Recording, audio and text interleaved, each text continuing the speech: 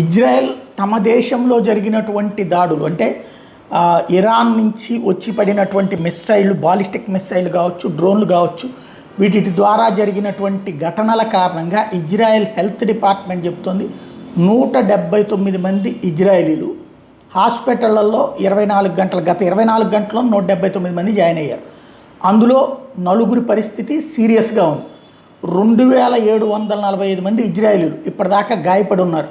ఈ 12 రోజులు 13 రోజుల యుద్ధం నుంచి చూసుకుంటే ఇందులో 85 మంది పరిస్థితి సివియర్గా ఉంది. ఇది ఇప్పుడు ఇజ్రాయెల్ రెస్క్యూ వర్కర్ చెప్పడంతో బయటపడినటువంటి అంశం అన్నమాట. క్రమంగా ఒక్కొక్క అంశాలు వెలుగులోకి వస్తున్నాయి. ఇజ్రాయెల్లో ఈ విధమైనటువంటి దాడులతో ఇంత ధ్వంసం జరిగింది. అంటే అక్కడ మీడియాను ఒక పక్కన బ్యాన్ చేసి సెన్సార్ చేసి బయటికి రానియకుండా చూస్తున్నారు. బట్ ఎవరో ఒకళ్ళు ఇట్లా బయట పెట్టినటువంటి సందర్భంలో తెలుస్తున్నటువంటి అంశాలు అన్నమాట.